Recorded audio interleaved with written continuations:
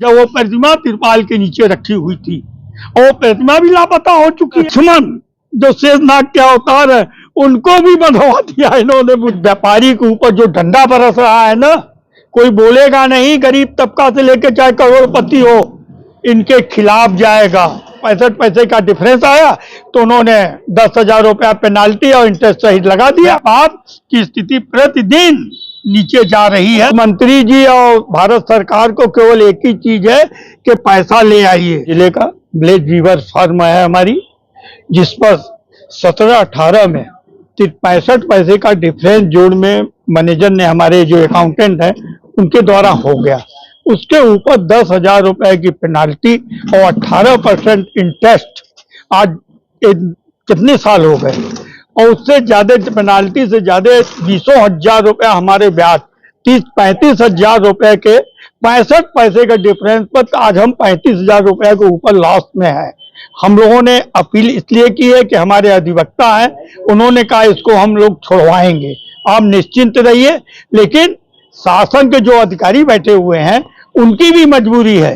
क्या शासन में जो अधिकारी हैं वो मुख्यमंत्री की तरफ ताकते हैं।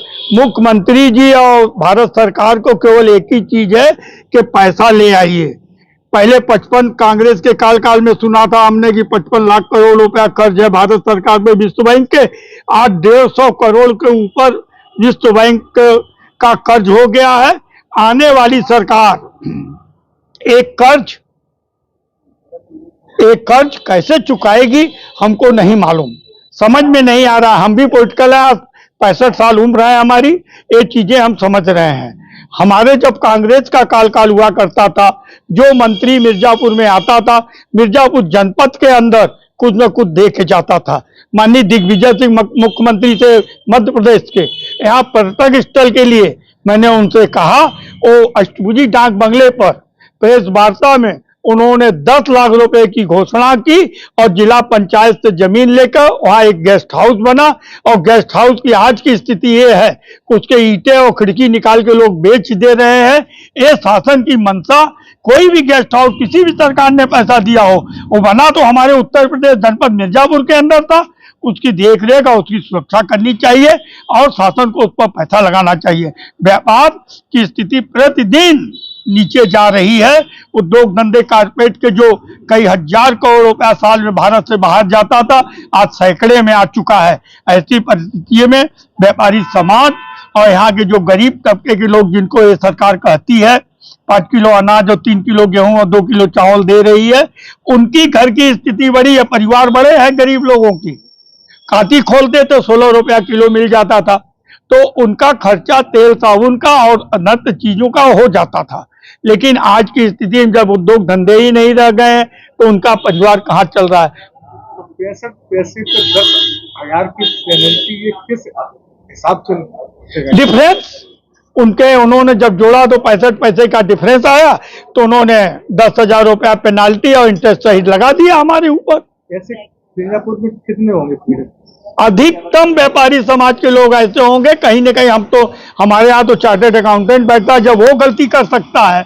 जो मिर्जापुर के शिक्षा का जो अभाव आज से नहीं बहुत दिन से है, शिक्षा में जो नौजवान लड़के आए हैं वो भी चूक करते हैं। जब चार्टर्ड अकाउंटेंट सीए जिनको हम कहते हैं रखे हुए हैं, वो चूक कर गए 65 पैसे के लिए, तो और जो छोटे हमारे व्यापारी हैं उनके न जाने कितना होगा। तमाम शिकायतें हमारे पास आती हैं, हम लोग जाके कमिश्नर से मिलते हैं और लड़ाई लड़ते हैं और उनसे कोशिश करते हैं कि इनको आगे न बढ़ाया जाए। लेकिन अधिकारी का यही कहना होता है कि मेरी मजबूरी है जैन साहब, ये सरकार की मंशा है कि जरा से चूके और सरकार को आप पेनाल्टी जमा करें। व्यापारी इस तरीके से कहाँ जाएंगे, किस ओर जाएंगे? व्यापारी देखिए, हम भी वोट दे के जाते हैं, आपको उंगली जरूर दिखाते हैं, लेकिन ये नहीं बताते कि हम वोट किसको दे के आए हैं। आज व्यापारी के ऊपर जो डंडा बरस रहा है ना, कोई बोलेगा नहीं, गरीब तबका से लेकर चाहे करोड़पति हो, इनके खिलाफ जाएगा। राम भगवान उन्हीं के नहीं है, हमारे हैं। हम लोग क्षत्रिय वंशज हैं, हमारे वंश से आते हैं। आदिनाथ भगवान हमारे थे, उनका ये वंश है भगवान राम का। तो निश्चित तौर पर जान लीजिए, क्षत्रिय हो, ब्राह्मण हो, हिंदू समाज का कोई वो अल्पसंख्यक को, एक टाइम था कि वहाँ अल्पसंख्यक के जो हमारे थे वहां पर लोग, वो भगवान राम के, माता सीता के और लक्ष्मण जी के, हनुमान जी के वस्त्र सी के उनको पहनवाते थे और वही नाप लेते थे, दूसरा कोई लेने नहीं जाता था। हम भी ने अयोध्या में दर्शन किया है जब वो प्रतिमा तिरपाल के नीचे रखी हुई थी, और वो प्रतिमा भी लापता हो चुकी है। अब तो कांच की प्रतिमा बना दी गई, लक्ष्मण जी को ऐसे हाथ बांध के खड़ा करा दिया गया। लक्ष्मण किसी भी पुराने चित्रों में आप देख लीजिए, लक्ष्मण जी के हाथ तो नहीं बंधे हैं। माने लक्ष्मण जो शेषनाग के अवतार है उनको भी बंधवा दिया इन्होंने मुट्ठी में। तो ऐसा तो भैया देख के हंसी आती है। वो चित्र जो आया है, जो नई प्रतिमाएं बनी है, अरे उन प्रतिमाओं के प्राण प्रतिष्ठा कराइए जो सतयुग से चली आ रही है।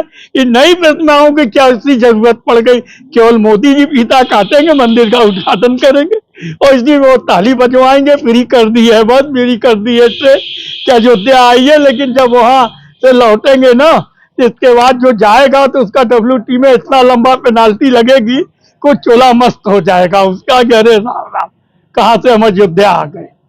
खुल गया आपके शहर में पंकज ई रिक्शा शोरूम। अब मात्र 1 लाख की कीमत से शुरू करें अपना व्यापार। जी हां, अब शहर फिरोजाबाद में प्रसिद्ध ई रिक्शा बनाने वाली कंपनी हेवल्स दे रही कुछ हजार के डाउन पेमेंट पर सवारी और लोडर वाहन। 1 वर्ष की वारंटी के साथ 24 घंटे सर्विस की सेवा, RTO बीमा सहित पुराने नए ले जाएं। एलोव्हील के साथ बिना डीजल पेट्रोल खर्च किए सालों साल चलाएं, आधार बैंक पासबुक लाएं और ई रिक्शा ले जाएं। हमारे यहाँ एक्सपर्ट मिस्त्रियों से कराई जाती है मरम्मत। हमारा पता ओम हॉस्पिटल के बगल में फिरोजाबाद। हमारा रिपेयरिंग सेंटर सुहाग नगर चंचल कोटी के पास Firozabad. Mobile number 8445473340, 7217005646। Proprietor Yogesh Jain, Hariom Rathore. इस दीपावली के त्योहार पर हम दे रहे आकर्षक छूट, जल्द पधारें।